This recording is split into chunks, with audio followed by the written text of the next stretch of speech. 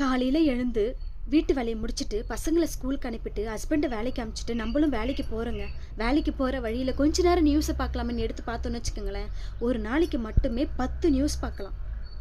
பாலியல் வன்கொடுமை, பாலியல் வன்கொடுமை, பாலியல் வன்கொடுமை. பிஞ்சு பிஞ்சு குழந்தைங்கள என்ன நடக்குதுங்க இந்த நாட்டில்? இருக்க இருக்க அதிகமாயிட்டே இருக்குங்க. இந்த நாட்டில் மட்டும் தான் அப்படி இருக்கா, இல்லை எல்லா நாட்டிலையுமே அப்படி இருக்கா? எனக்கு ஒன்றும் தெரியலை. எனக்கு உண்மையாகவே தெரியல. நான் நியூஸை பார்க்குறேன், எனக்கு உண்மையாகவே தெரியல. நான் சாதாரண வீட்டு பொண்ணு தாங்க. இன்றைக்கி நானும் என் ஹஸ்பண்ட் வேலைக்கு போனால் தான் நாளைக்கு எங்களுக்கு சாப்பாடு. அந்த மாதிரி குடும்பத்தில் இருக்க ஒரு சாதாரண ஒரு பொண்ணு தானே. நானும் ஒரு பொண்ணு தானே. எவ்வளோ கஷ்டமாக இருக்குது தெரியுமா? இது பொண்ணாக இருந்தால் மட்டும்தான் அந்த ஆதங்கத்தை அனுபவிக்கணும், தெரிஞ்சுக்கணுன்றது கிடையாதுங்க. மனுஷனை பிறந்தவங்க எல்லாருக்குமே இது உரைக்குங்க. இது எவ்வளோ ஒரு கஷ்டமான ஒரு விஷயம். இது ஏன் குறைக்க முடியல இந்த நாட்டில் மட்டும் எனக்கு தெரியல. கரெக்டான பனிஷ்மெண்ட் கொடுக்கலாம்ல. அந்த குற்றவாளிக்கு கரெக்டான ஒரு பனிஷ்மெண்ட் கொடுத்தா அது குறையும்ல. ஏன் இந்த போக்சோ சட்டம் அதை பண்ண மாட்டேங்குது?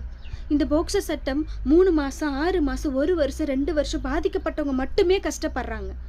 அவங்களுக்கான அந்த சொல்யூஷன் கிடைக்கிறதுக்கு 2 வருஷம் ஆகுது. இது எல்லார் வீட்லேயும் கேட்டு பாருங்கள். பாதிக்கப்பட்டவங்க எல்லார் வீட்லேயும் கேட்டு பாருங்கள். எனக்கு தெரிஞ்ச வரைக்குமே 2 வருஷம் ஆகுது. அந்த 2 வருஷமும் அந்த குற்றம் பண்ணவன் நல்லா தான் இருக்கான்.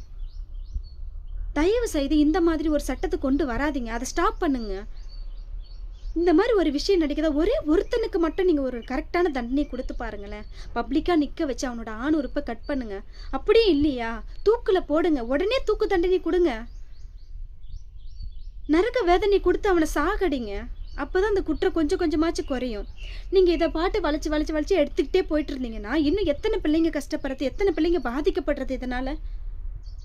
எல்லார் வீட்லேயுமே நம்ம பெண் குழந்தை வச்சுருக்கோமா இல்லையா? இந்த விஷயம் எனக்கு இப்போ நான் இந்த டைமில் பேசுறது கரெக்டாக தப்பான்னு எனக்கு தெரியல. இது எல்லாருமே ஒரு ட்ரெண்டிங் நியூஸ் மாதிரி மட்டும்தான் பார்க்குறாங்களே தவிர, நம்ம வீட்லேயும் பெண் குழந்தைங்க இருக்குது, நம்ம வீட்லேயும் இந்த மாதிரி நாளைக்கு அவங்களுக்கு இல்லை நம்மளுக்கு நாளைக்கு நடக்கும் அப்படின்ற ஒரு வேதனை யாருக்குமே தெரியல. எனி டைமே நம்ம பிள்ளைங்களை நம்ம மடியிலே வச்சுருக்க முடியுமா? எப்பயுமே நம்ம பிள்ளைங்களை மடியிலே வச்சுருக்க முடியுமா? நம்ம பிள்ளைங்க பெண் பிள்ளைங்கள் மட்டும் கிடையாது, ஆண் பிள்ளைங்களுக்கும் இந்த விஷயம் நடந்திருக்கு. பிள்ளைங்க ஸ்கூல் போயிட்டு வர வரைக்கும், நம்ம வேலைக்கு போயிட்டு வர வரைக்கும் நம்ம எவ்வளோ மனசில் எவ்வளோ வேதனை தெரியுமா? ஐயோ பசங்க போயிருக்காங்க. இந்த நியூஸ் எல்லாம் பார்க்கும்போது அவ்வளோ பயத்தோடு தான் நம்ம போயிட்டு ஒவ்வொரு நாளும் கடந்து வரத்தா இருக்குது. இதுக்கான ஒரு முடிவு எப்போ எதனை யார்கிட்டேருந்து கிடைக்கும்னு எனக்கு தெரியல.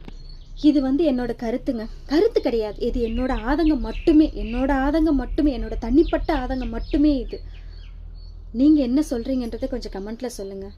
இது கரெக்டாக தப்பா, இவங்களுக்கு என்ன தண்டனை கொடுக்கலாம், இந்த கவர்மெண்ட் ஏன் இப்படி இருக்குது, இது எப்படி பண்ணால் ஸ்டாப் பண்ண முடியும்?